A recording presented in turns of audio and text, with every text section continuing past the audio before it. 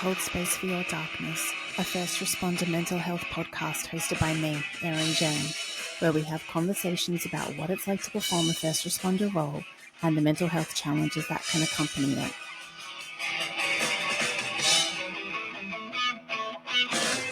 Hello and welcome to another episode of I Will Hold Space for Your Darkness. I'm your host, Erin Jane, and today I am joined by Justin Cotte.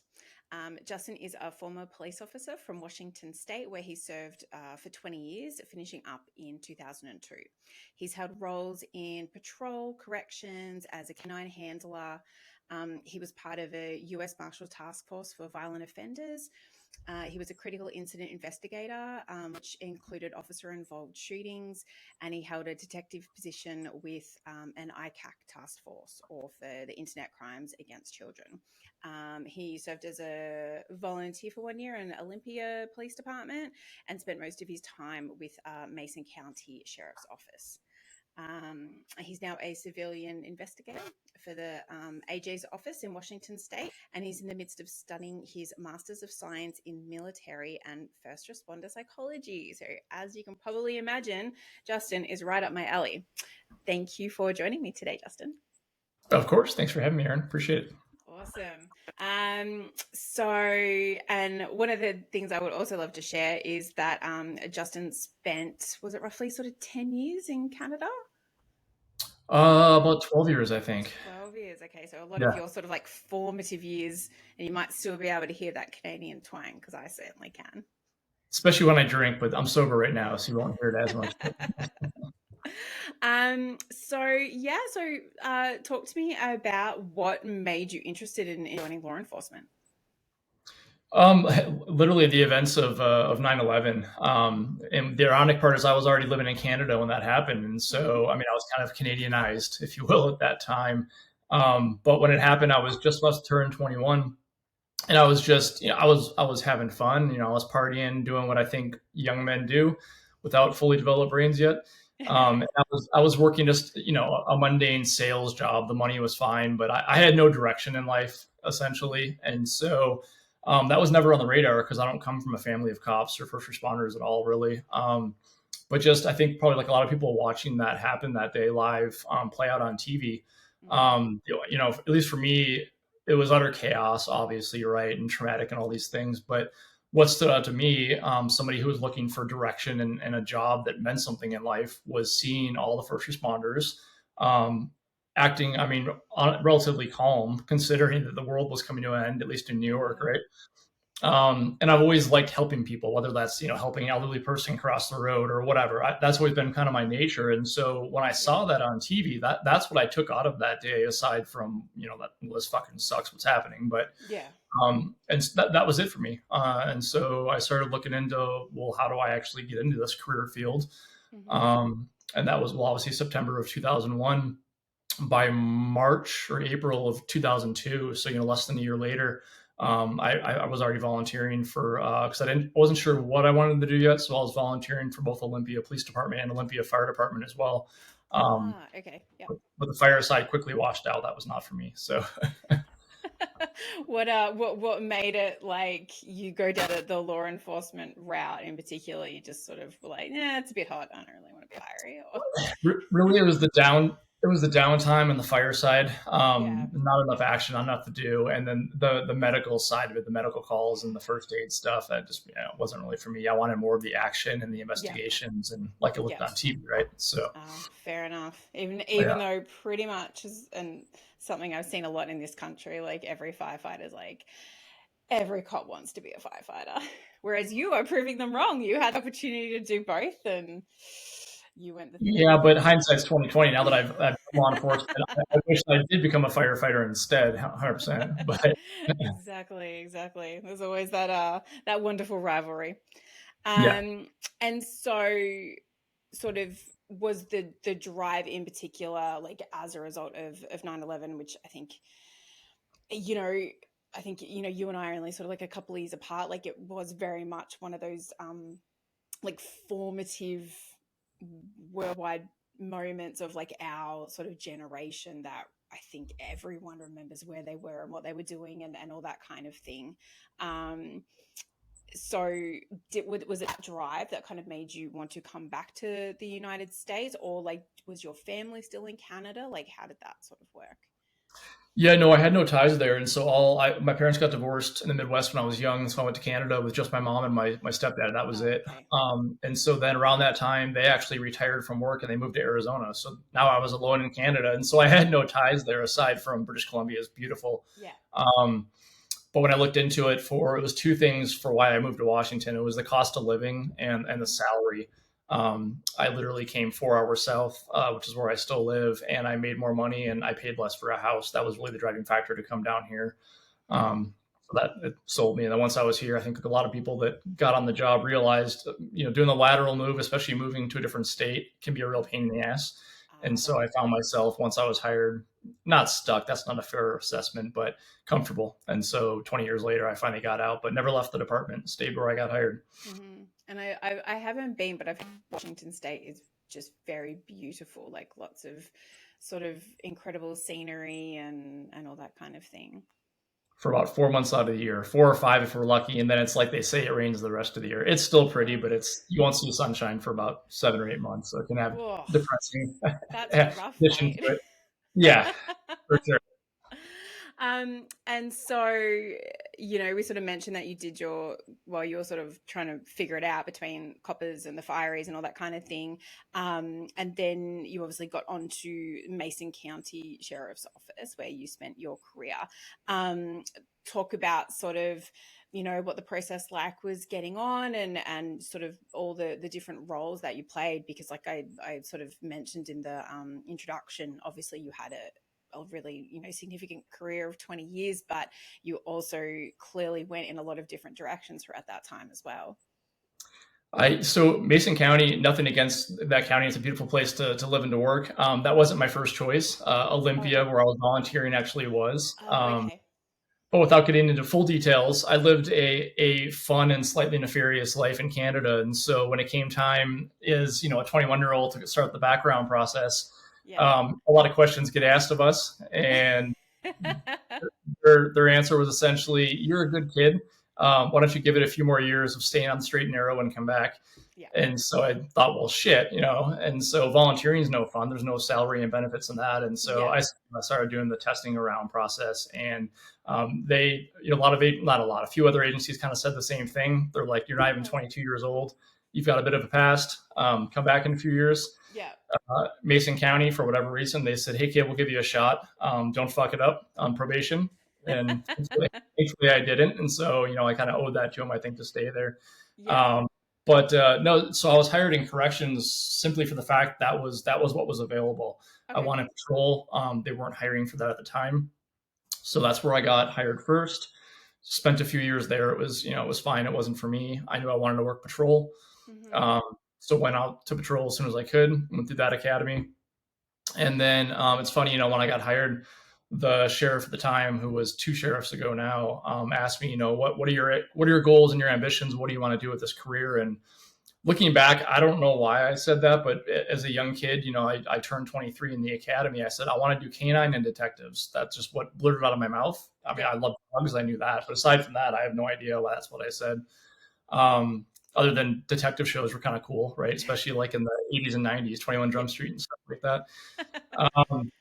So I worked patrol for several years. I was always volunteering to be the bite toy for the other canines, and when an opening came up, put in for it, got that. That was by far the best 6 years of my entire career. Everything else I Mm-hmm. did, was pale in comparison to canine. It was a blast. Was Um, that when you got paired with Solo, your canine yeah, dog? yeah, he was kind of an experiment. Usually the canines will come from overseas, things like that, Oh, and do the they? handlers will Okay. the handlers will get paired with them when they're about 2, 3, 4 years old. We tried breeding one of our in-house canines. He was papered in a pretty amazing dog that came from Germany with a decorated career, and so Mm. we, not me, but his handler and his wife, they bred him with a papered show dog, and only one dog came out of that litter, hence the name Solo. So kind of, Ah, there you I thought, and so I wanted that dog. I put in for it. I got paired with him at he was like 7 months old. go. So Hmm. really had a strong bond, and we had a good career. Yeah. But then, a lot of things happen, which I was already kind of just hypervigilant, stressed, going through some stuff at this point already. And then canines, a lot of stress. We're miles in the woods with maybe one or two guys going after armed people. So Yeah. it's all the added stress. I had a blast, and then with the marshals, I spent a couple of years just only going after felons is all we did. Okay. It was a blast, but again, all that hypervigilance, all this cortisol and high blood pressure, and as I was in my late 30s at the time, and so he was getting older, and so I thought, you know what, I think I need to step back from patrol. Detective spot came open. That was always one of my goals. Put in for that, and I got that right off the bat too. I was pretty lucky. So retired him, got to keep him, which was awesome. Yeah. And then went detectives, and then kind of got to do a lot of fun stuff in there. We were a relatively small agency. We only had about 50 sworn, and so only 8 of us in detectives. And so I think because of that, I had a lot of opportunities that maybe I wouldn't have had I worked for a larger department.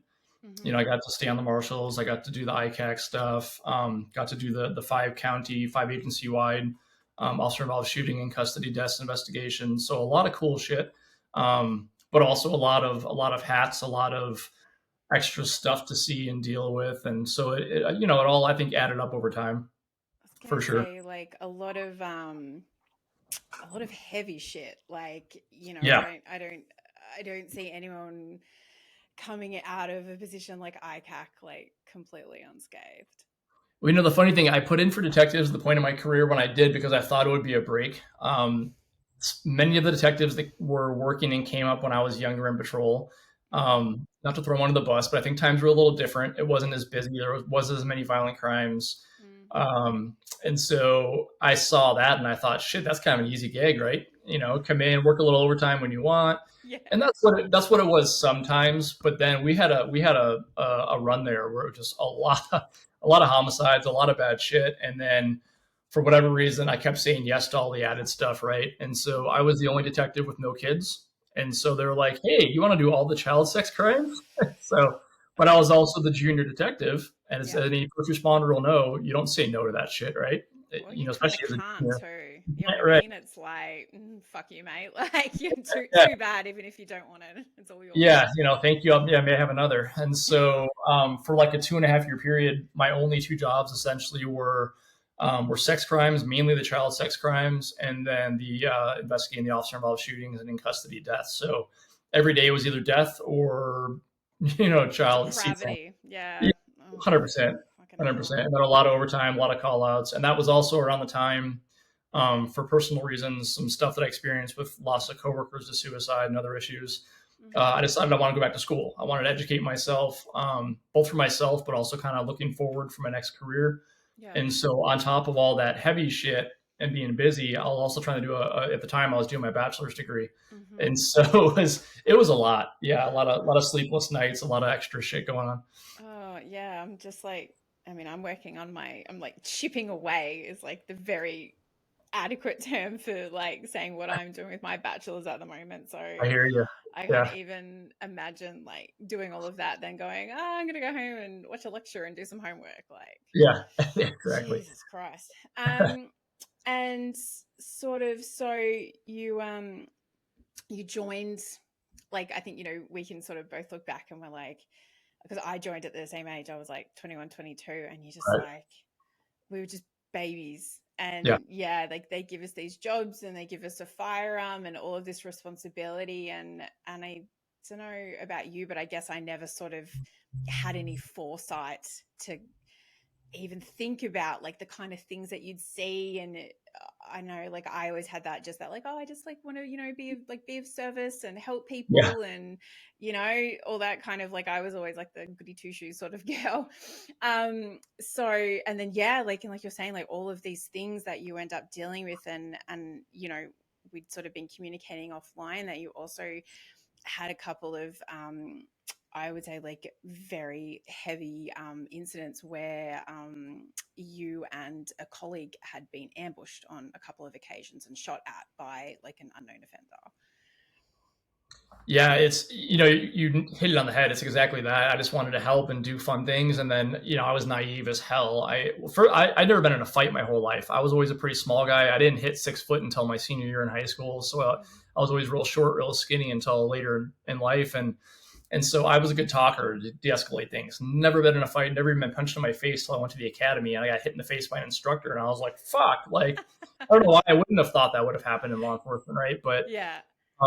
But no, watching shows, I thought, oh yeah, you like write search warrants and do investigations and you chase bad guys. Like I've always been into adrenaline, like fun stuff, sports, whatever. And so that's what I thought it was going to be. And yeah, that was a part of it. But I guess I never realized how much death you see and just horrible, fucked up imagery that, like I learned in school, a first responder in a 20-year career will see like 300 to 400 traumatic events as opposed to like a civilian, maybe 2 or 3 in their entire life, let alone their career. And so I didn't know any of that, as you didn't either. And then to put where I worked in the context, the geographical area, roughly, depending on time of year, because we had a lot of tourism in summer, the population was generally around like 90, 100,000 people in the jurisdiction I worked.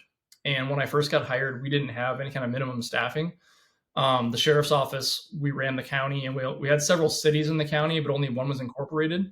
So really, and I worked graveyard, and so it was not uncommon for about 100,000 people for me working graveyard as a 3-year-old, whatever at the time, in my early 20s, to work with one, maybe 2 other cops in that whole county, all shift. And then we would pull constant doubles, so 16-hour shifts, not, no sleep, running on adrenaline. Just death after drunken domestic, and just nonstop. And then, like you mentioned, the ambushes, I was fine, I think, because I was young and I had a pretty coddled life, that I had some resilience, only because nothing bad had happened to me up until that point. So even though we were overworked, understaffed, busy, trauma, I think my brain wasn't full of enough shit yet to overload. And so I just kept barreling it down like we all do. And it worked. Worked for a long time. But then one of those nights, it was me and only one other deputy for the whole county. And we went to a routine call. It was an armed guy. He was an asshole. He was shooting across the street at some neighbors. He was drunk. We dealt with him before, whatever. So it was just the 2 of us, middle of the night, and where we were at in the county, for anyone to respond and get to us was about from home, mind you, because everyone else was off duty, would have been about a 30-minute response time. Jesus. And so we thought we were being tactical. We parked down the road, pulled out our lawn rifles. Turned out where he was at, up in a heavily wooded area, and it was nighttime, he had the high ground on us. And so as we're trying to creep up, towards his property, shots rang out. And so, literally like 3 shots, like right in front of me, skipped across the pavement. I don't know how they missed me. And we both turned to return fire, but it's dark. I think he was about 60 feet above us on an embankment we couldn't see. So couldn't even see the guy to return fire. And so we hunkered down, and then for 30 minutes, we're by ourselves on shit radios. This is before good cell phones, trying to wake people up, dispatch, call whoever the fuck you need to get them here. And so, like an hour and a half later, SWAT team got there and they got the guy, with their armored vehicle and all that stuff. But, but then to go into the point is we're naive, and then the stress. And then also, this was a while ago, but still, mental health and how to take care of your people. You would think something like that would happen. And you'd be given maybe at least a day or 2 off. Maybe or even counselor. Just like an email. Hey, are you okay? No. And so I ended up working, I think, like an 18-hour day that day, because it just took forever to get people out there, get him in custody, and then we need to give our statements and all that. And then I had to be at work the next day, And then the next day I had like a 4 kids died in a DUI accident. So I was dealing with that. And it's just, but that's our careers we sign up for. And we're not given appropriate time off or any kind of services to deal with these things. Right. It's starting to change now. I'm seeing, slowly, depending where you're at, and slowly. But in particular, I think back then it was just kind of like brushed off or brushed aside. And as well, like all of the people who have come before you, there's just like that attitude and that mindset and the stigma of like, oh, well, fucking I've had to do it. So, step up to the plate, mate. Like you're up type of thing. So, talk to me about like, was sort of like writing notes before we jumped on, and it was something that I was really interested in, because you spent clearly a lot of your very like formative years where, you know, you really like develop into the person you are and get opinions and knowledge and all that kind of thing. And I would think as an outsider that America has very unique uh, gun culture and laws and all that kind of thing.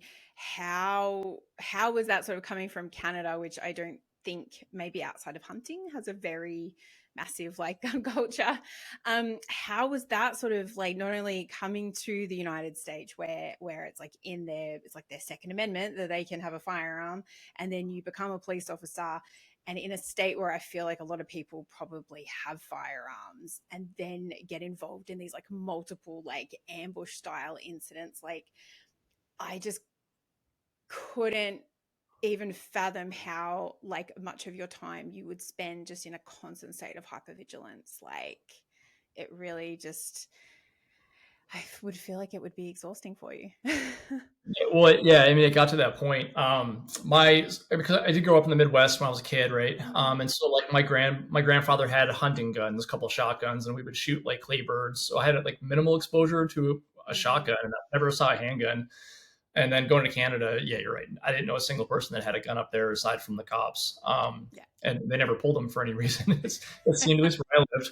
Yeah.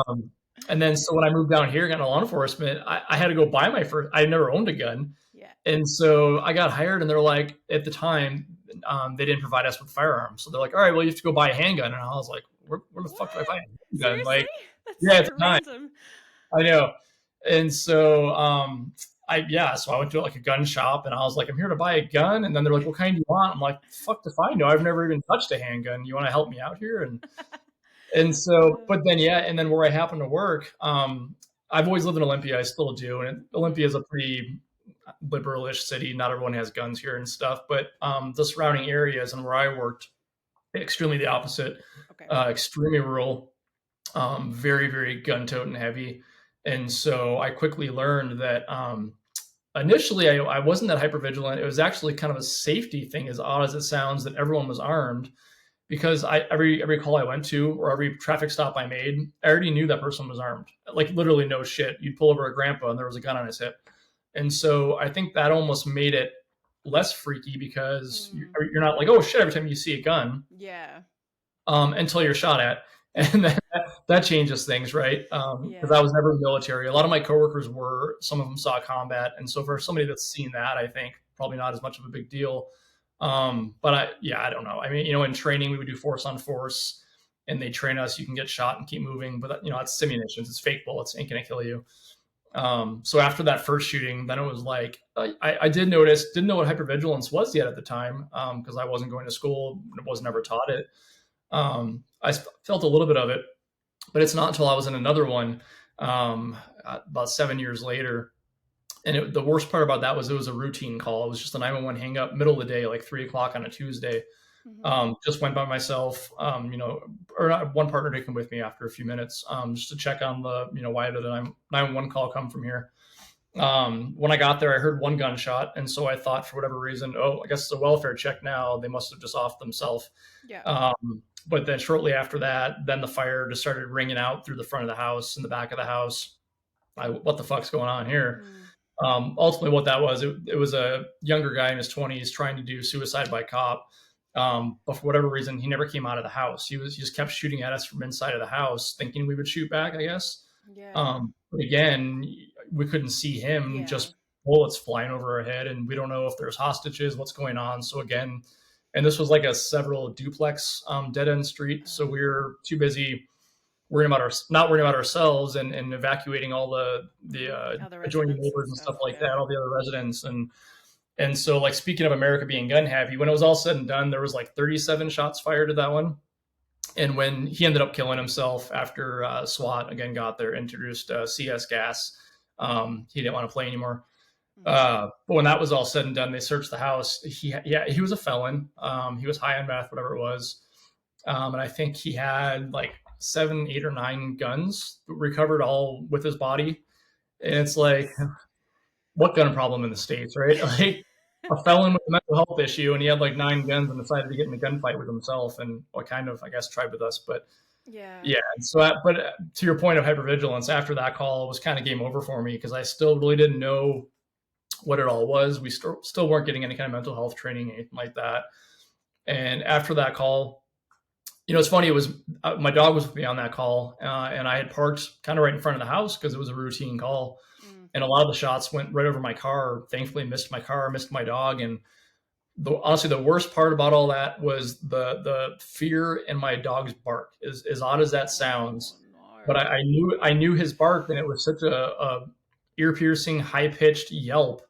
And he wasn't scared. He was pissed because he Yeah. couldn't get to me, and he could tell that I was scared, I think. Yeah. Um, but the ironic thing about that is not only did it cause me to be extremely hyper vigilant after that, it broke him. He had always been calm at the range and stuff around gunfire because as a canine handler, we trained him to do that. Yeah, of course. He oblivious to it. He became super aggressive with any loud noises after that, and I became startled.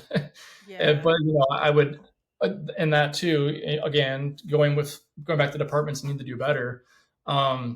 That too. When it was all said and done, he killed himself. Okay, well you're off for the day. Go home. See you tomorrow. Nobody checked on me. Wasn't asked how I was doing. Was expected to show up to work the next day. Um, and then the next day I showed up, and one of the chiefs, he happened to be walking out when I was parking, and he came over and he just said, "I always remember this." Said, "You doing okay?" Yep, good, chief. What are you Yeah, gonna what say? are you gonna say? I Exactly. went and drank like a fifth of whiskey last night to fall asleep, and I'm still a little fucking freaked out. You can't, we should be able to say that openly and not feel like we're gonna be put on desk duty, whatever, but we're not there yet. Yeah. And then after that, yeah, I went to detectives only about a year or two after that Okay. because I was at the point there where I would go to like a neighborhood dispute over a fence line on day shift. You Mm-hmm. can't get more of a calm, even keel call than that as a cop. And I would get out of my car like unholstering, like ready to who's ready to throw down here today? And it's like, what am I doing? There's two 70-year-old neighbors that are just arguing about a fence property, Yeah. and I'm ready to get into shooting. And it was like that for every call. And at that point I was still in my late 30s, wasn't quite 40 yet. And, I'm not overweight. I work out all the time. I eat healthy. And my blood pressure was pinging. Through the roof, I was yeah. on two medications. My resting heart rate, if I was just sitting calmly typing a report, was like 120 because I was Jesus just pinging all Yeah, the of time. I was course. like, gee, I can't imagine why. Um, Was there a point or a time where you kind of had the realization and went, oh, I probably need to go talk to someone? Or any of your yeah, colleagues recognize anything going on? nope, not a single colleague. I don't know if anyone ever recognized it. But nobody ever said anything or asked how I was. So I'm gonna go with probably not. Mm-hmm. Um, I knowing what I know now, I mean, I recognize all the signs now, but at the time, I didn't know other than I just something's not right here. And then, Mm-hmm. funny enough, what you asked though, did anything kind of make me realize I need help? Is I had broke my leg. It was a slight fracture Okay. at work, but it was canine training. I was just jogging through a field doing a mock Yeah. training, and I stepped in a hole and I fractured my freaking leg. Oh, ouch. And so I was at a routine doctor visit getting, I think, my brace off or something. And I was about to go on vacation for a long weekend in Canada, Mm-hmm. ironically. And I was off duty. I was ready to go on vacation, should have been very calm and happy and relaxed. My blood pressure was so high. A routine doctor visit, they just checked the blood pressure, right? Yeah. And the doctor was like, I need to check that again. And then the doctor panicked and she laid me down, turned the lights down, called in for backup because it was so high. They thought that I was going to stroke out. And I Oh was like, my what? What's going on? I goodness. felt fine. Yeah. And she's like, are you okay? And I'm like, you tell me, you're the doctor. Apparently my blood pressure had gotten so out of control Wow. And from this was the even on your medication and everything to try to stabilize it. yeah. Far Yeah. out. And so that kind of was an eye opener for me where I was like, okay, so after vacation, I'm going to look into some things here. And so I did go to some therapy, and then I just kind of nerded out, and I picked it with the help of the therapist, recommended some books, and I started reading every book I could on things like post-traumatic stress disorder, hypervigilance, meditation. Mm-hmm. And then around the same time, I went, if you've heard of float therapy. Flow. Oh, I think so. Yeah, in Yep. like the in The the vacuum tank. enclosed sort of. Yep. Yeah. Yeah, so I went to that, and like, not to sound all like weird and hippy dippy and shit, but like I was floating in a fully deprived of any kind of sensories Yeah. tank for an hour and a half. That was life changing. That's how long it goes for? Yeah, it was 90 minutes. And the first 15, 20 minutes, I was fidgeting. I'm like, I can't do this shit. I was going to get out. And then for whatever reason, I stuck with it. And I tell you what, after that day, I picked up every book I could on meditation. Mm-hmm. I've meditated every day since then. That's been like 5.5, 6 years ago now. Mm-hmm. And I, through therapy, but also like better diet, more cardio, less weights. But I tell you what, meditation and just learning how to calm yourself and regulate and stuff like that. I mean, I'm retired from law enforcement now too, but I'm down to one blood pressure medication, and my blood pressure is actually kind of low. I could probably come off it. So, yeah, Wow. That's yeah, an impressive turnaround. for sure. And Once you learn how to deal with things. exactly. Can you sort of explain a little bit more about that, like floating therapy or sensory thing? Because I haven't heard much about it, and I'm not sure if like people listening will know exactly what it is. As far as I know, you can even get it prescribed from a doctor, kind of like massage therapy or chiropractor or anything else. But I mean, as a hyperactive type person, it is difficult. But you go into it's a tank. It's almost like a closet, or a small but not too claustrophobic size area, Mm-hmm. and you close the door behind you, and it's pitch black in there, and it's just a tank, like a small pool or a large hot tub filled with it's only about a foot or two of water, and it's a Yep. very, very high salt um, level in the water, enough where you just float. You just lay on top of water and float. It Mm-hmm. sounds Is it odd. is it warm? Is it cold? Is it sort of somewhere in the Yeah, middle? it's somewhere in the middle. It's just Yeah. comfortable. But I mean, but it's hard to explain without doing it. But it essentially, it's like forced meditation, because our brains are always running a million miles an hour, a million thoughts, right? Mm-hmm. Or distractions, phones, smartwatches, outside noises, all these things. We're such a tech heavy, go go go, busy, chaotic life. Mm-hmm. I mean, this 90 minutes, there's zero distractions. It's pitch black. You can't hear anything. You can't smell anything. You can't see anything. You're just locked in there, and you're forced with nothing but your own brain. And my brain still raced for probably, I don't know, 10, 15, 20 minutes. But then I shit you not, probably because you're deprived from anything, any outside anything, or even Stimulus. Yeah. yeah, my brain like shut down is the best way to explain it. And I was calm for like the first time, probably in my adult, at least my first responder life. Mm-hmm. There was no threat, you know, um, no distractions, no inner struggles or any kind of issues. And it was just the most calming, relaxing thing ever. Where, I remember coming out of there, and I'm a very, I mean, I talk fast, I move fast, I walk fast. I'm talking my hands right now.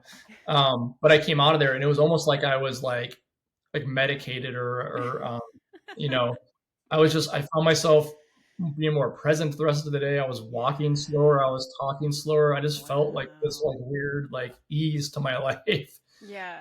And it's kind of what meditation does now. After I do a session, I'm calm and at ease for a while afterwards. I still end up getting hyper at some point throughout the day. That's just my Mm-hmm. personality, but it always brings you back, and it kind of empties your brain, declutters things a little bit. And that's kind of where I first felt it, I guess, if you will. And I Yeah. was sold personally. So And is that like now through your studies and all that sort of thing, like is that a common treatment and amongst like a particular modality, or for someone, specifically suffering either from like trauma exposure or anxiety or anything like that? Is it particularly aimed at anyone like that? yeah, I mean, your veterans, your first responders, with PTSD, hypervigilance, things like that. Obviously, therapy, EMDR for like intrusive memories and Mm-hmm. flashbacks is more specific. But for general like anxiety or trauma related, you know, issues that we may be having, like hypervigilance, things like that. Mm-hmm. Massage, and then meditation. I mean, meditation, there's endless studies. Anyone can go to Google and Google brain scan studies on active Mm. meditators versus non. And, they'll do like side by side brain scans of somebody who doesn't meditate in our line of work and somebody that does. and it's the colors in the brain. I mean, it just changes drastically. Yeah. The calming effect that it has, that evidence shows, and it's flow therapy is kind of right up in line with those things. And is that something that like you still do like to this day, or it was very much that kind of showed you the power of being able to kind of shut everything out, and then like meditation has kind of taken over for that? Yeah, the latter, totally. Yep, Okay. yep. Um, and you sort of like shared like offline that you had sort of like some challenges and stuff like really sort of earlier on in your career, and you like a breakdown of a relationship and all that kind of thing, and that you had probably more like maladaptive coping mechanisms back then, turning to like substances and alcohol and stuff like that. After you sort of got to a place where you were sort of through that, like did you find that it was sort of maybe like an issue just because of like the common nature of, I think like all first responders, it's like a lot of us turn to alcohol because it's a social thing and it's a coping strategy and all that kind of thing? Was it something that sort of plagued you like throughout your career, or was it really just something that you kind of had struggled with but then kind of got a handle on? Yeah, it was I was still new in the career, right? I mean, early 20s. I mean, our brains aren't even developed fully until we're like mid 20s, 25, right? And here I'm already carrying around a gun and a badge with the rest powers prior to that. It's kind of problematic, but then I went through a divorce, very brief marriage. Anyone in their early 20s looking to get married, just don't do it. Wait, just date them. Wait till you're in your late 20s and see if it's going to work out. But yeah, and so I was already at the time I was getting paid terribly. Um, at least in this state at the time, early 2000s. And then with the divorce, lost a house. I mean, literally was living paycheck to paycheck, Mm, working doubles every shift because I was still new enough where I was getting all the rookie mandatory overtimes, yeah. and then all of the traumatic scenes at work and all of that.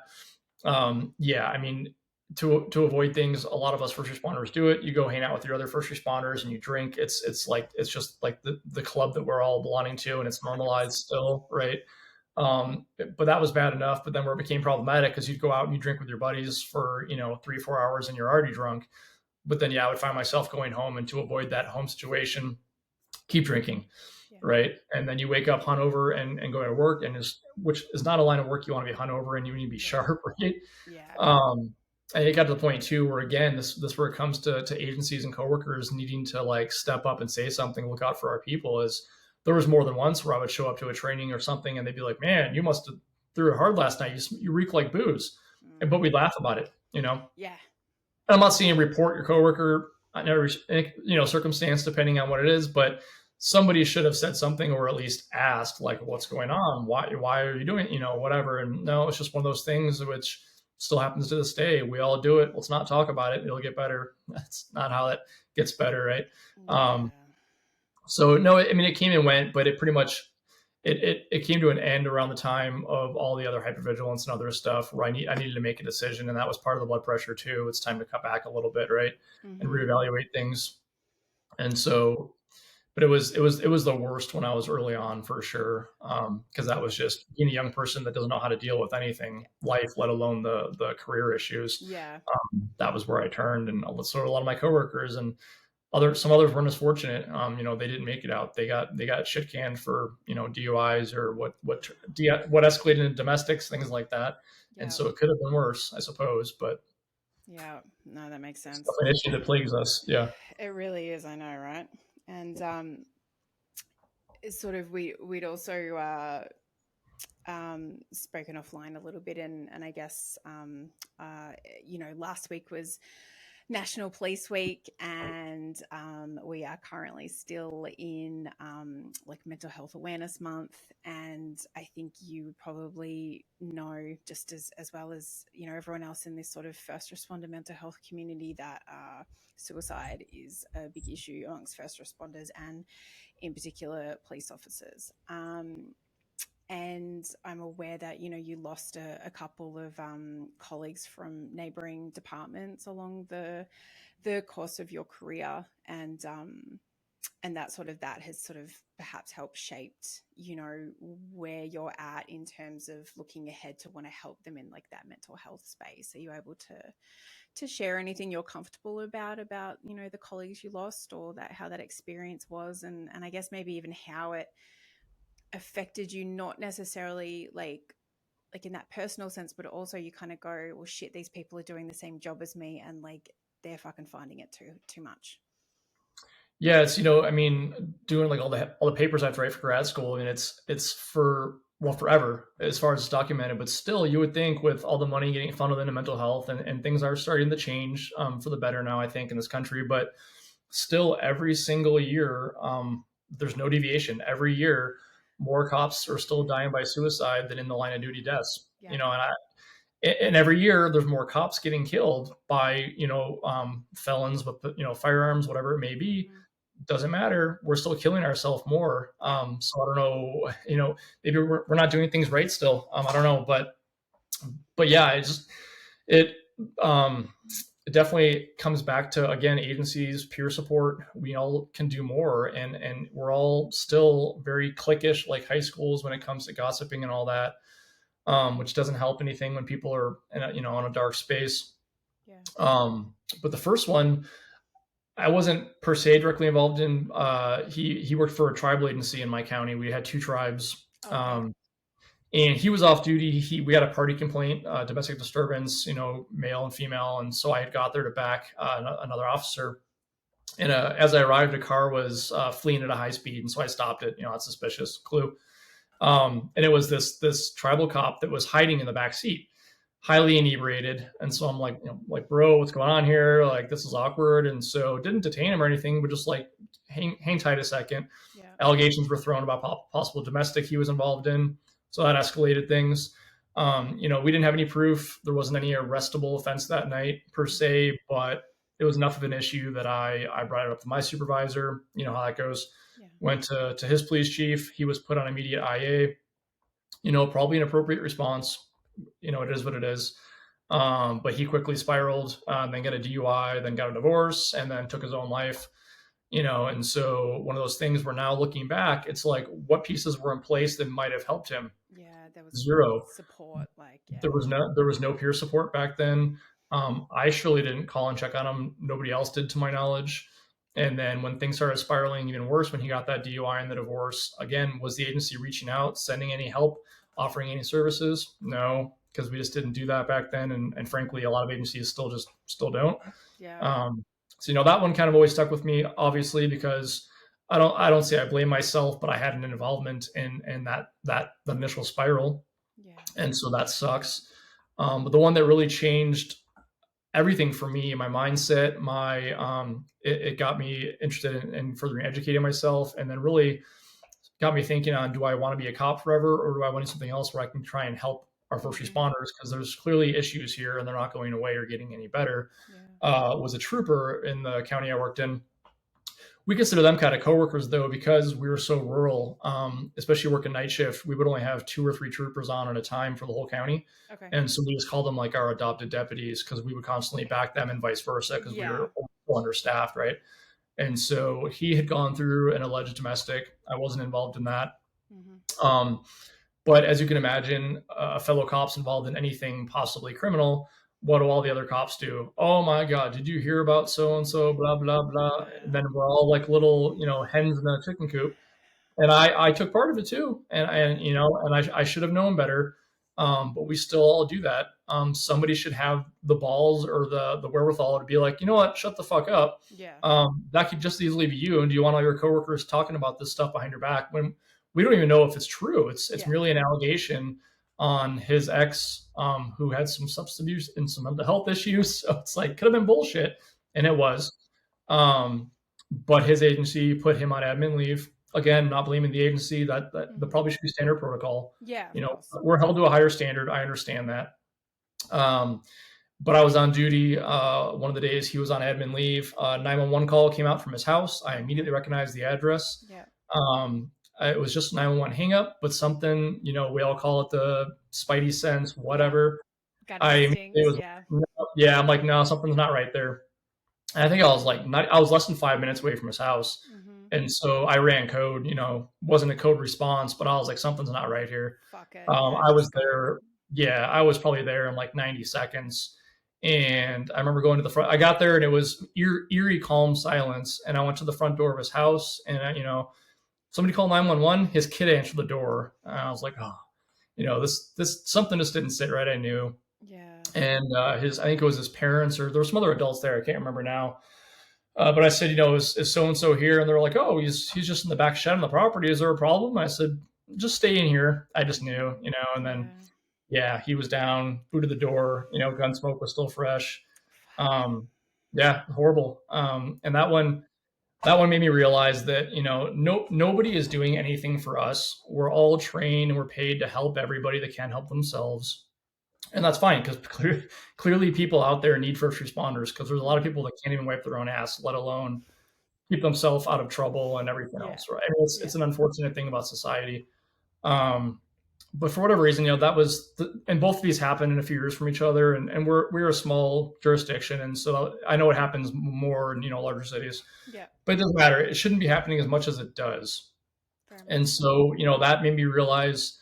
Around the same time, I had been seeing a therapist. I was trying to find a therapist for some coworkers to help them with their issues, and there was none. Washington State's not a small state, and there was like 2 or 3 that I was trying to vet, and either were like former law enforcement or maybe married to a cop or had some kind of likely cultural competence and like understanding and respect that I know I could send a cop to, and they wouldn't just tell him to fuck off and not trust him. There was like 2 or 3 in the whole state. And then of course their backlog, they're like, yeah, I can see your coworker or you, in like 6 months. Like, well, we might be dead by then. Yeah. And so, I decided I'm gonna go back to school. I don't know what I still don't know. I don't know if I want to be a therapist or teach, or I don't know, but I know I want to do something to try and help us because nobody else is doing it. Some agencies are implementing great things, wellness teams and all these things, but most really aren't. Let's be honest. It's just they're getting grant money, and they're maybe doing like some training every now and then, death by PowerPoint, whatever. But we need to be doing like from day one at the academy, teaching things like mental resilience and mindfulness techniques and normalizing seeking therapy. Like honestly, if you get hired as a cop or a firefighter, paramedic, whatever it is, day one, you should find a therapist. Yeah. I mean, the academy is stressful. You're going to see a dead body or something traumatic probably in the first week, if not month, of whatever first responder career you're in. So why not be proactive and getting therapy from day one? But if all this isn't normalized and paid for and explained and taught at the academy level and then normalized and continued throughout our career, nothing's ever going to change. Yep. And so that's the path I'm on now to, try and figure out what I want to do when I grow up. But in some fashion, something to do with that, because it's clearly, like I said, this year again, so far, there's more suicides than line of duty deaths. We're in 2024 now. And there's been a lot of fucking line of duty deaths in this country. Like I did an episode about it like a few weeks ago, and I can't remember the stats off the top of my head, but I think there's been like probably close to like 140 or 150 line of duty deaths, and equally around the same amount of suicides of just law enforcement officers, not like including everyone else. It's just it's horrendous, and I think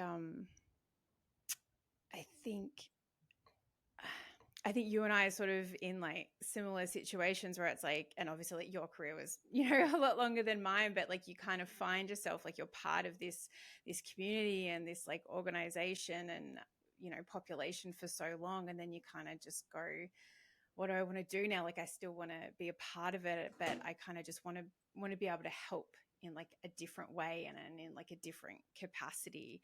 And, like you're saying, like, I don't remember getting taught about anything like mental health related. Like when, you go through the academy, like we get taken to like the coroner's office and we like go into the morgue and we're like the, coroner gets up and has like a chat while there's like a couple of dead bodies in the background and you're just like, oh yeah, okay.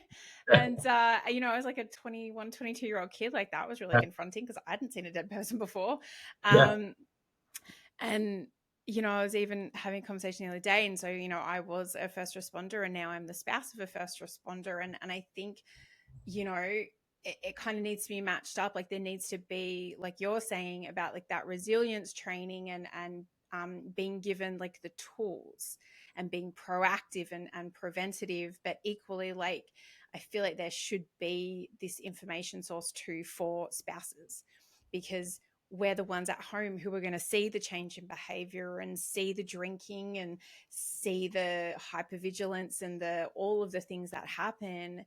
And then you're kind of like, well, what the fuck do I do with this? Like, and then if Yeah. they're not told at the get-go, like, oh well, this is perhaps a symptom of this, like these are all of your resources, let's fucking, let's go and access some of them. Like people don't know where to turn, and then they think that they're the only ones, Yeah. and they feel, shame, and they don't want to be judged, and all of the things. Like, and like, you're saying like the tide is turning, but I think part of it as well, like, where I come from, and I'm not sure like what Canada was like, but you just had like a state police force. Each state just had one police force, and then you had like a federal police force. Like, I think part of the issue in this country is that there's like all of the tiny little departments and sheriff officers and state troopers and the this and the that. Like, there's just so many. Like, who can keep up and who can access all of these people?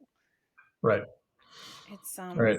yeah, I don't know. I don't I don't claim to know what the answers are, but you know, we'll And like you mentioned too, you're in this unique situation where you were a first responder for a long time, and now you're still the spouse of one, and mm-hmm. so it's like, you know what it's like as a first responder. Either you're going to want to go home to your spouse and talk about it, or you're not going to want to burden them with it. Yeah. So you kind of screw either way, because you're not being open, you're not communicating, or you're sharing things that honestly, what you're not really a true civilian because you've done the job. But if you were, the flip side is you either don't communicate or you over communicate to somebody who isn't trained, equipped or prepared to hear Mm-hmm. these things that we deal with. And then that, And yeah. so, yeah, so like now in your situation, you may not be directly experiencing trauma anymore, but now you're for sure experiencing secondary or vicarious, if your spouse is sharing things with you, or whatever it may be, or just witnessing, issues he may be having, Mm-hmm. that could trigger feelings you've had before, whatever. And so Yeah. that's why you're 100% right. Yeah, the spouses and family need the education and the training as well. Yeah. And a lot of that could be handled at the academy level if everyone's brought up to speed from day one. Yeah. Again, not to knock on my state, but it's a pretty liberal and forward thinking state. But Mm-hmm. I was up at our academy for fun because I'm just a nerd and I like go and watch like mental health related trainings and stuff. This is a couple of years ago now, but and I could be a little bit off on the hours, but I want to say it's like 4 to 8 hours for like a 6 month long academy that we're getting, where the new cops are getting like mandated mental health training for yourself now. Mm-hmm. But in the scheme of things, we're getting hundreds and hundreds of hours of use of force and in case law and all these other things. Which yes, it's all important, but it's like this. It needs to be like, I mean, at least like this, if not like even par, right? Yeah. I remember doing all the force on force mock scene situations in the academy where we literally would kick the shit out of each other and we'd shoot each other with simulations and all that. Yeah. It's appropriate because you need to weed out people that maybe don't have the mindset or the wherewithal to be able to get through those Kind situations. of sounds like fun too, if And I'm honest. it is, but why aren't we also, Yeah. when that situation is done, they do a quote unquote debrief of, what went wrong, what went well. Mm-hmm. Why can't you also have somebody there who's a mental health therapist or a yoga practitioner that's certified, whatever? That was really stressful. We understand it was fake, but to keep things real, that was stressful. That's finished. The scary stuff's over with. Let's go do 5 minutes of like deep breathing or mindfulness work or like a quick yoga, whatever. It's 5 minutes of your time. It's really nothing. Yeah. But it You're still isn't being incorporated. But yeah, and you're right. Like if it is incorporated from the get go, then that's all that they know. So then they know that this is like a normal practice. That they know that it's natural and it's like a human response to Yep. be affected by things. So if that's normalized from the get go, and then throughout the course of their career, we can err a little bit more on the proactive and the preventative side, as opposed to fuck me, you've been in for 20 years and you've, buried your head in the sand for that long. And now, like, your cup's overflowing, your backpack's full, whatever, like, Yeah. analogy people want to use. Yeah. And then it's like such a struggle to then find a place of health and a level of like normality to be able to exist in the world when you have all of that trauma exposure. It's, Yeah. yeah. So, That's we'll what I just, say too. Like, I mean, I think maybe a small handful of agencies are doing it now, but mandatory wellness checks or therapy checks, whatever you want to call it, yeah. that too. Again, if it's implemented from day one at the academy and Mm-hmm. then it's gone throughout your career, including, we all do this in-service training every month, every other month, whatever it Yeah. is, where you're doing ground fighting and your PowerPoint and all this shit. Why can't we all have a mandatory paid hour with a contract therapist as well? Not only would 100%. it probably be good for us, Yeah. a lot of people might not want to talk, that's fine, but a lot of people might want to talk because they're already there doing it as part of the mandatory training. And then if everybody kind of like if you're learning this stuff from the academy and it sticks with you, it's normal, it's part of your career. Yeah. If we're all getting paid and encouraged to do Yeah. these therapy wellness checks, and I mean all of us, not just your road people, but your Mm. police, your sheriffs, your command staff, if everybody's doing it, it's not going to alleviate all stigma. Obviously, a lot of alpha personalities. Oh, I'm too good for this shit. That's always going to be, exist, but it's going to destigmatize it a lot if Yeah. everybody's doing it and they're mandated to do it, Yeah. and then people might be actually open to talk about things. Yeah. Or right now, good luck walking in a squad room being like, "Oh yeah, man, I had therapy last weekend. What'd you do?" Nobody's talking about that shit still, and I don't know why not. I mean, Yeah. No, that makes sense. And I we, don't we all, know if you're aware of Travis Gribble. He does yeah, my arena. Yeah. And so yeah, he is like out there promoting, like, he thinks, should be like twice yearly, and there should at least. be and then like, brain scans at the start of people's Yep, career so you can track all yep, of the things. And I think as well, like, from sort of, you know, my perspective of what I'm thinking is that, like you're saying, there's always going to be people who are resistant, but like if they're getting paid, right, to go and sit there for an hour, and counselor, therapist, whoever, like, is there regardless, what, even if they just go and shoot the shit for an hour, right, it's still building rapport with that therapist or with that counselor, so that if they do find themselves in a challenging place where they are feeling affected, then they're already going to have that rapport built up with that person, instead of already feeling completely vulnerable of like, fuck, I know I'm not right and something's wrong, and then having to then go and open themselves up to like a complete stranger. Like, that level of rapport is already there. I feel like that's kind of going to break down some of the barriers, and especially if that person is culturally competent. yeah, 100%. And, at least in my personal experience, the and I say the guys, and there's females out there too, but it is the majority guys that are the big talkers, the shit talkers of therapy and mental health. Oh, it's for pussies. It's people are still saying it. Yeah. It's in my experience, it's your real the alphas of the alpha, the department. It's your SWAT team commanders. It's I've seen it in Canine. I've seen it in the Marshals. Mm-hmm. The guys that are the most outspoken about this is pussy, this is stupid, are the ones that frankly need it the most. They've been in the most officer involved shootings. They've had the most divorces. They drink the most. And it's not to say that the mandatory wellness checks are going to fix everybody, but exactly to everything you just said, if they're mandatory and they're occurring frequently, some of them are going to break down. Human nature is they're going to eventually start to trust and open up and realize that I'm a little fucked up too, and maybe I should stop talking shit about it because it's helping a lot of my coworkers. And hey, look, I'm feeling better. I've only been in 2 shootings this year instead of 5. Exactly. It's just a matter of principle. um, and I guess sort of one of the main things I wanted to ask you about as well is, did you find, like, obviously you had engaged in some therapy prior to the end of your career, and that probably helped you come to the realization where you were like, it's probably time that I jump ship. Did you find, sort of, once you had stepped away, was there like a healing process that you felt like you had to go on, or sort of like a significant level of like readjustment to kind of slide into civilian life? Yeah, a little bit. It was mostly just the hypervigilance went away because I wasn't responding to calls and wearing a badge and all this anymore. But I realized my partner's phone would go off and I would react to it and she'd be like, what's wrong? And it's because I was so between detectives and canine from 2012 until 2022, so 10 years. I was on call 24/7. And so again, one of those things you don't realize until I was retired, the Oh my phone or goodness, text or phone would ring yes. and I would be like, fuck, I don't want to go. I'm like, oh God, I don't have You're to. like, it's It's not Friday. me. I don't have to do anything work related for Yeah. 2.5 more days, And so that was the biggest adjustment for me, is learning how to just live my life and not Yeah. switch off and stay off, and not have to always worry about. I mean, I would plan my personal stuff. I love to go hiking and vacations and stuff. I Mm. would plan it around work because I'd be like, ooh, it's whatever, 4th of July weekend, guarantee somebody's getting shot. I'm gonna get called out. Maybe we shouldn't go anywhere this weekend. It's like, the fuck. I mean, Yeah. I now I'm with the state, and I get PTO, paid time off occasionally, like everybody else, and it's like now I'm at the constant balance where I almost don't have any because I'm constantly going on vacation. I mean, I've been to Europe twice in the last Yeah. like 8 months Yeah. because we earn that time, but as first responders, most of us don't want to take it because we feel obligated to always go to work and we can't leave our team short. Mhm. But also we're always overworked and understaffed, and it's always getting shot down. I mean, time and time again, I put in for vacation, denied. The shift is too short. Um, Jesus. and so when I retired, I walked away with a paycheck for, I think it was 820 hours vacation, because I just didn't take it or was always told I couldn't.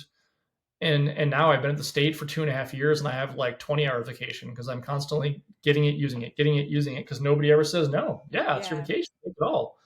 Um, so those are the biggest adjustments, is learning how to live my life, and not for everybody else, but for me, and learning and knowing how to stay relaxed because nothing bad's going to happen anymore. Nobody's going to call me Yeah. out. I don't have to see this shit anymore or deal with it, or I just do a job now and study and do what I want to do. Yeah. That was the hardest part. Yeah. But I do find now, it's been like over 2 years, and well, like I mentioned earlier, I probably have to come off the one medication I'm on now because I still check my blood pressure out of habit, and some days it's like it's too low, and I think that's because I finally have realized how to be calm and remain calm throughout the day. Mhm. Probably because I telework. There's like literally no threat in my house, right? I don't have to drive to work because I still get angry. I did hear your one podcast about or something that you had posted about, no matter how long you're out of the career, you can't help but still get pissed. You want people to get the fuck out of your way when you're driving because you're so used to it. And it really resonated with me because still, I mostly telework. When I do have to drive to work, I get so fucking irritated still. And I'm not a real bad speeder, Yeah. but just fucking move over. Like, I miss my whoopee Oh, lights I sometimes. know, right? Oh, I mean, look, I live in Massachusetts, so people in Massachusetts are known as massholes because we drive like assholes. But, But yeah, and I'm a very impatient driver. I think my yeah. kids know how to swear because they come in the car with me, and Backseat. it's shocking, and like my 7-year-old, he's such a sweetheart, and I'll like say something and he'll be like, yeah, that person was a bloody moron. And I'm like, good change of those words, buddy. Yes. And I'm always like, Yeah. sorry. But it's mate, I cannot so I used to do like on call work when I worked at the crime department, and you would have like maybe a weekend or like a couple of overnights or something like that. And I still remember, like, you'd had your phone beside you, and I never slept well because you were always like, oh, did I miss it every time you woke up? And I'm like, I Yeah. cannot believe you did fucking 10 years of that. Like, that That's just terrible. My 40th birthday, my girlfriend took me away to a gorgeous winery in Washington State. There's a lot of them, but it was awesome. We were like almost off service. I wish we were, oh, 'cause we were so far out. But it was my yeah, 40th birthday, having the best time. And then we had a homicide. We had a body dump in my county, and they didn't call me in, but my phone, and they all knew where I was at, what I was doing, yeah. celebrating my 40th. My phone kept blowing up. Guilt trips. Hope you're having a good 40th. Here's a photo of this body dump where Oh, we've worked 20 hours straight. And motherfucker, it bugged me enough where I finished out the weekend, but the yeah. second I was home, I strapped on, went to work because I felt terrible. And then I think I ended up writing, I worked for like 24 hours straight, first day back. And I think I wrote like 36 search warrants on that case Oof, because I felt so bad. Why? That was my time off. That was my birthday. But yeah. we all get stuck in that team mentality where we all have to put in the same amount of work, or we're the asshole, and it's unfortunate. It shouldn't be like that. Yeah, and it is funny, and I think I like remember from my time in too, like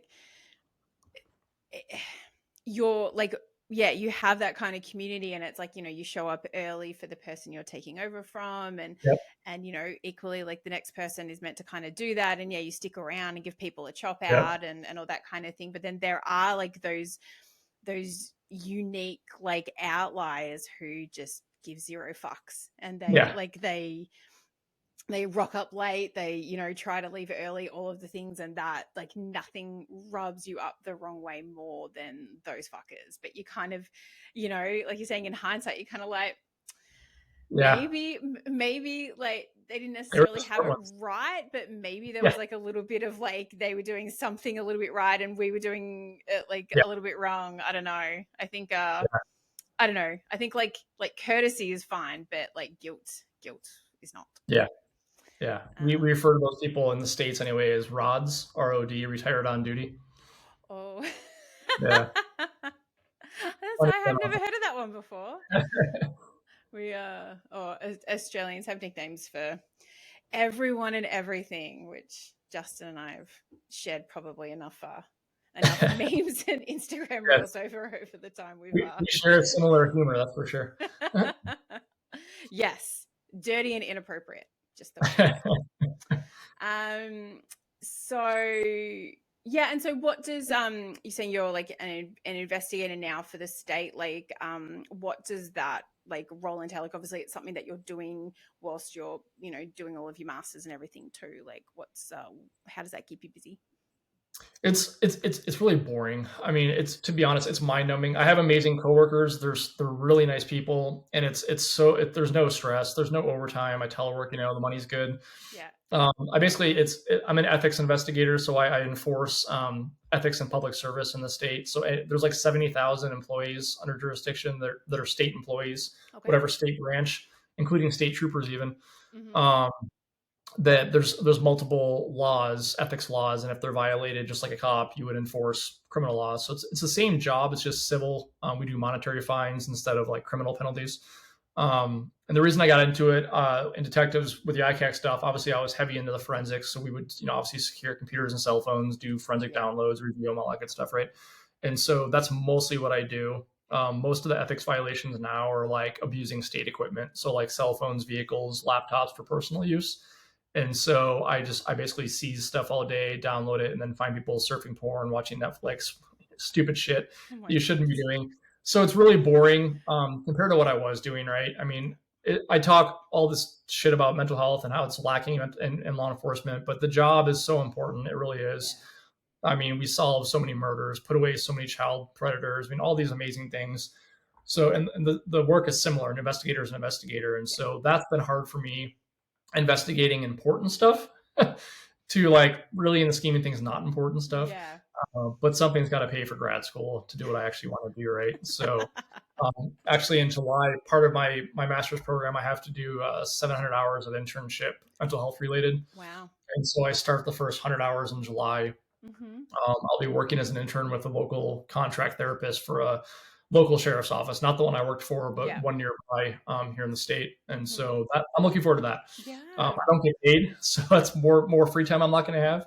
But I'm going to actually get to work with first responders again, but on the civilian side, hopefully helping them alleviate some of these issues we're talking about, right? And also be able to give you that sort of insight of like, oh, is this actually sort of what I want to be doing, or do I want to veer more into like the teaching wellnessy type of like a presentation or a that's why I chose this one. It's going to be a mixture of all of it. There's going to be like the one-on-one therapy coaching and stuff like that, right? But then it's also going to be like going to in-service training, teaching stuff over PowerPoint, or contracting with like tactical yoga instructors and stuff like that, doing the hands-on, but also mental health stuff. And so it's going to encompass kind of like everything related to what I want to do. And so that's my hope is, 700 hours is a lot. So, and I'm volunteering. So hopefully we'll help put me in the right direction of where I want to go. After graduation. Yeah. Oh, that's awesome. And it's funny. It was what you were saying was making me think how you went from like, investigating these things that were so incredibly important and obviously like, child sexual abuse and all that kind of thing, like nothing, quite literally nothing could feel more high stakes than that. And then now Right. you're like, someone's watching Netflix on their work Yeah. phone. Do I really give a fuck? Yeah. Exactly. But Exactly. I'm wondering if you felt sort of the same, like there was a part of me walking away from like working for my police force and I ended up working for a suicide prevention and crisis counseling organization over here. Right. So again, like, important work, but Yeah. what I loved was when my shift finished, I got up and I walked away. And there was Yeah. no paperwork. There was no lingering, ongoing fucking shit that I would lie in bed at like 2 o'clock in the middle of the night going like, oh, I got to finish that brief and that needs to Right. get to court and I got to type up that search warrant and da da da da Yeah. da. Like that was actually like a massive relief for me. And I think Yeah. part of my mindset moving forward was like, I don't want to have a job where I'm stressed about like that kind of ongoing stuff. So, Yeah. taking up study was a really good move for me. But was there part of is there part of you that kind of like that resonates with, where you kind of like, it's Oh, actually kind of nice that it's not fucking important? yes. Yeah. 100%. I also, when I was in detectives, so I also ran our sex offender registry. Ugh. And so we had about 200, 300 somewhere sex offenders in our county. And so I was in Mhm. charge of like keeping track of them, writing up PC for warrants when they absconded, stuff like that. And Yeah. so again, not just for major crime call outs on detectives, but every freaking patrol deputy had my personal cell phone because they'd come across these perverts at 2 a.m. and they would text me, are they supposed to be here? They're around a playground, whatever it may be. And so yeah, to your point, that was the first day that I was retired. I started my new job the morning after my last day in law enforcement, so I had no break. But Jesus. I remember vividly, though, my very last night, my new detective that took over for me drove me home and dropped me off. Mm-hmm. That night, I went to bed, and for the first time in over 10 years, I silenced my phone and I put it upside down on the charger, and I was like, fuck the world. Nobody is going to bother me. And to this day, sorry, I hope nobody in my family dies or my friends need anything, and I go to bed early. I get up at 4:30 on weekdays because I work tens, and Yeah. I go to bed at like 8:30, and my phone shut off. So I wake up a lot because most humans are up till like 10. So like I'll get a text from whoever at like 9, and I'm like, oh, sorry, I'll get back to you tomorrow morning. I don't care anymore. And I swear that's part of what's lowered my stress. And Yeah. same, I slept shit for years, and I mean I sleep through the night. I sleep so good now. I get Mm. 8 to 9 hours every night. It's amazing. Oh, Yeah, that's it's great. brilliant. I know. Yeah. I'm like, I sort of had to learn to do that probably for different reasons, but like I would always be like, oh, what time is it in Australia? Is it appropriate to like No. send someone a text message or something at this point? And that sort of didn't necessarily go both ways. So I just have to silence mine because otherwise I just wake up from like shit from Australia and I'm like, guys, it's 2 o'clock in the morning. But Yeah. that silent button on the phone is and I think as well for a long time there was probably like a bit of a sense of FOMO. You're kind of like, oh, I kind of want to know what's going on and all that kind of thing. And now I'm like, nah, Yeah. I will find out at 5 a.m. when I get up to work out. Yeah. I just went and grabbed a beer with one of my former coworkers, actually my detective corporal, 2 nights ago. Yeah. Haven't seen him for like a year and a half, and I was curious, so I asked, I'm like, how are the new people doing? What Mm-hmm. promotions have happened? And then for like an hour, I just heard the gossip and the drama, and I'll be honest, it was fun for about 10 minutes, and then I was like, I checked out. I was like, I don't care. Yeah. I don't care. Yeah, sorry, but Yeah. Are there so many people from that world that you sort of still keep in contact with? no, probably 4 or 5. That's it. Yeah. Yeah. Yeah, Yeah. that's a good question because I'd heard that from other people, and everyone always says no matter how important you were, what a great job you did, whatever, you could be the top hot shot in your agency, most arrests, it doesn't matter, whatever it is, Yeah. the day you retire, not nobody gives a shit, but you're quickly forgotten because you're no longer part of that. You're not part of that circle. You're a civilian. Yeah. And 100% true. I mean, I Mm-hmm. was invited to a wedding of one of my former canine deputies, and I still keep in touch with him and his wife, and like 2 others, but that's it out of the entire agency, right? Mm-hmm. Yeah, it's nature of the beast, and that's also, if I ran all the police academies in the country, that would be something I would drive home to all these new recruits too. Is we're all sucked into this like incestuous first responder world where I had civilian friends when I started, but and I get it. They don't understand the job or what we do or what we see or the camaraderie of your new coworkers. I understand all those arguments, but we have to keep civilian friends because they keep us normal. And it's somebody to go to if you need to talk, you're having a bad time that won't talk shit to all your coworkers. Yeah. There's a million reasons to keep civilian friends. And one of them is because one day you're going to have to retire and your circle is going to get really small really quick. And so, yeah, definitely witness that. No, and that's definitely something that I agree with, and I think for my personal experience, I think it's so easy to become really, really cynical and really hard, and it happens to you quickly. Not just from what you see, but you get kind of influenced by, like when I first started, I worked with like a whole bunch of like older men who'd been on the job for like 20 years and they were cranky and all of the things, and I got like influenced heavily by their fucking cynicism and everything like that, and outside friends like know you before that, and if they're good friends they fucking call you out on it, and I think it helps you, like you're saying, not get drawn into that like kind of tunnel, close-minded, incestuous life. And I still have like a whole bunch of like friends who were still from the police force, but I equally still have like a lot of friends who I've known since I was like 16 years old. That's good. And I think it's important because I think they keep you in check. Yeah. And so moving forward, because obviously you retired from the police force at like the ripe old age of what, like 41, 42 maybe? I was 42. Yeah.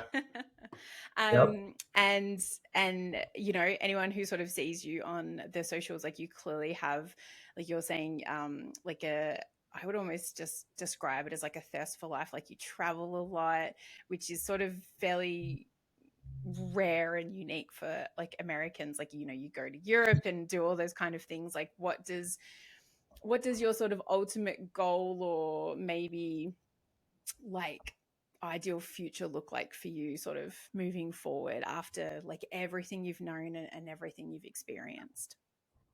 I mean, if I obviously win the lottery would be ideal, but I mean, in a perfect situation, if I could find a way, and that's another reason, honestly, I chose this career path with the way things are going. Thanks COVID, telehealth. A lot of mental health therapists, they do it full-time tele, it's only over the screen. They don't go to an office.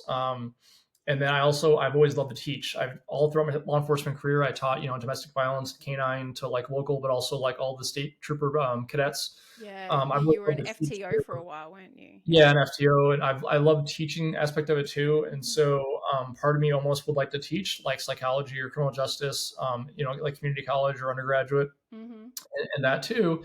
A lot of those jobs full-time online only now. And so in a perfect world, if I could, as I get older, my law enforcement retirement checks don't come in until I'm 53. So that's another 9 years. But after that, if I could have like a home base, and I'd be fine with like a 600 square foot condo just to pay it off, home base. And then if I could take my trusty laptop and Wi-Fi and travel, honestly, I would love to spend a month in England, go back to Paris, just bounce around and live, under my means so I could afford it. Yeah. But if I could find a way to travel while working, that would be idealistic for me. There's so much world to see. And I think part of it is because I grew up very sheltered, upper middle class, strictly white neighborhood in middle USA, but then I was stripped away and taken to Canada, and I think at 13 as a foreign country, really in that young mind. And then from there, then I would travel down to California, Mexico, like not worldly, but at that young age, it opened my eyes to, wow, like everywhere you go is different and cool. The people are different, but the same. And I got hooked young, and then I never took vacation in law enforcement. And then I went to France when I was in detectives once, and then I really got hooked then. And now that I can do it, I mean, my bucket list just keeps getting longer. I mean, time. And clearly Australia and the Southern Hemisphere is very high on that list. It is on my list. I will pick your brain for places to go, but yeah, anyone who hasn't traveled needs to try it at least once. And I would argue to say go somewhere weird. Yeah. Just do it. It's an eye opening experience, and you would be surprised, even if you don't understand the language, you'd be surprised how similar we all are. We Yeah. all have to work. We all hate it. We want good family, friends, food, and alcohol. And you know what? I mean, it's pretty much the same everywhere you go. Yeah. Yeah. So No, I think I sort of didn't travel mostly till sort of like my mid to late 20s, and it's weirdly how I met my husband. But I think something I loved is not only all just like the different food and culture, but like the history. So like yeah, Australia, in comparison to a lot of other colonized countries from like the English and stuff like that, where we're like relatively young. And we were, founded in like the 1770s, I think, or quote unquote discovered. right. And because Or it's discovered it's the same. our indigenous population have been there for maybe 60,000 Yeah, years before that, but obviously yeah, that's another podcast. But the history, like walking through Pompeii, standing in front of the yeah, Colosseum, hiking up the Eiffel Tower, like just all yeah. of the things that Europe has to offer. And I've been to a lot more of the more sort of popularized sort of places, but like my husband is a massive metalhead.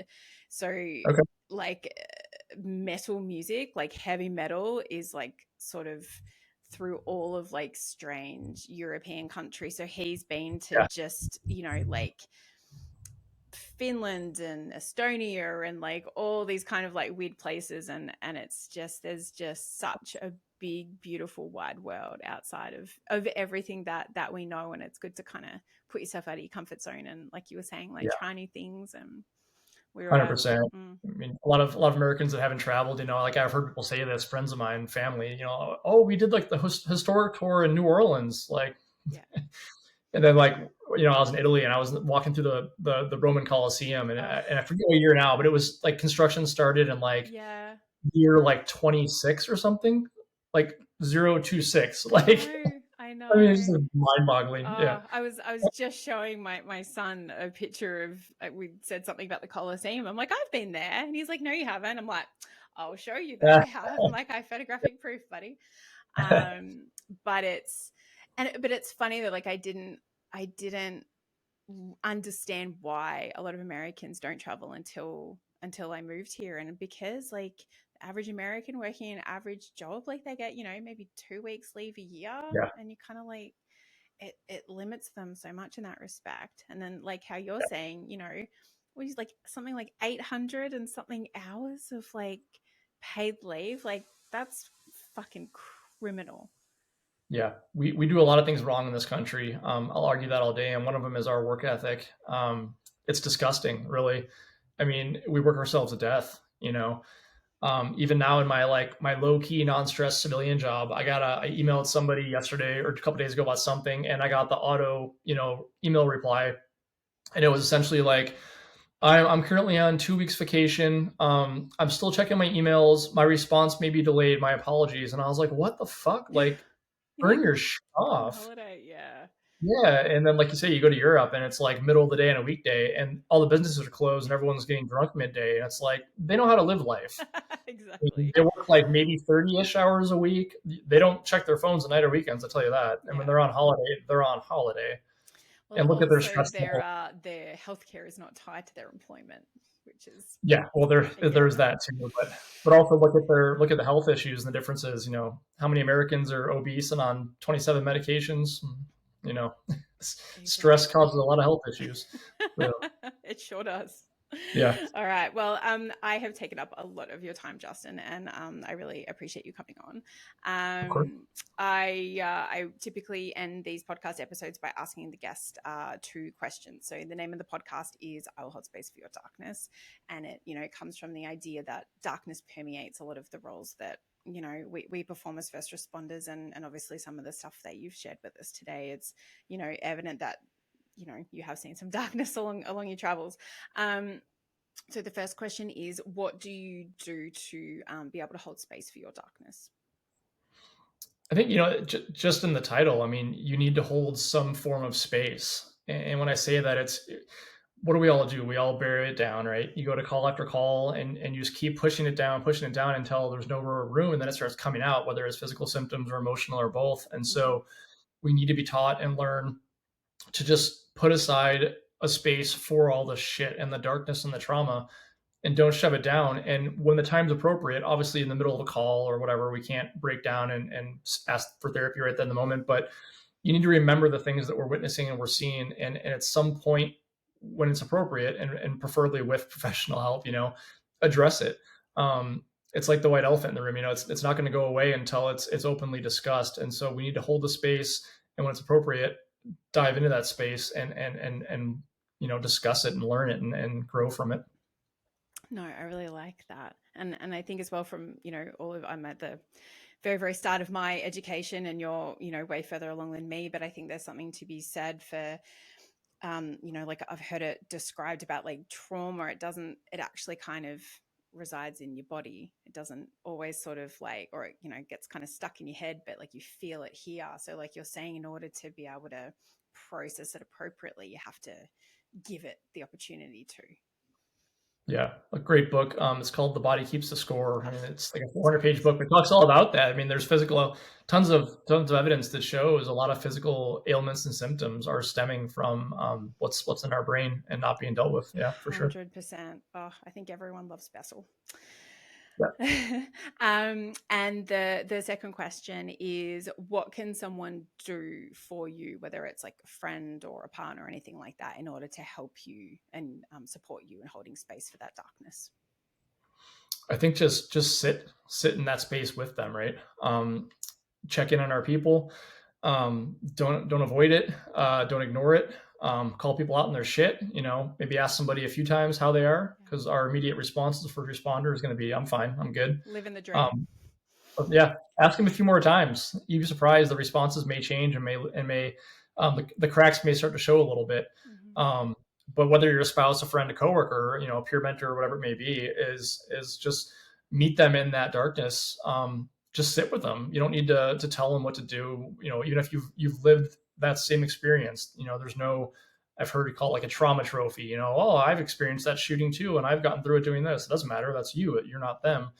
So just meet them where they're at in that darkness, that space, and just sit with them and just listen and just let them know that you're going to be there and hold space for them as long as you need, and just don't ignore it is a big thing. It's not going to go away. So, and that's the agencies and the leaders too, can't keep sweeping the shit under the rug. No, so definitely not. Face it head on. Yeah. Yeah. No, I love that. Thank you so much for sharing. All right. Yeah. Thank you for coming on, Justin, and having this conversation with me today and being open and honest about your experiences. And I really wish you well in your studies, and hopefully, you find whatever it is that you want to be doing with your future and live it well and travel lots. It's my intent, and ditto. I appreciate your time. Thanks, Erin. All right. Thanks, mate. All right. This has been another episode of I Will Hold Space for Your Darkness, a first responder mental health podcast. I've been your host, Erin Jane. And as always, let me listen in a way you've never been heard. Cheers. Hi,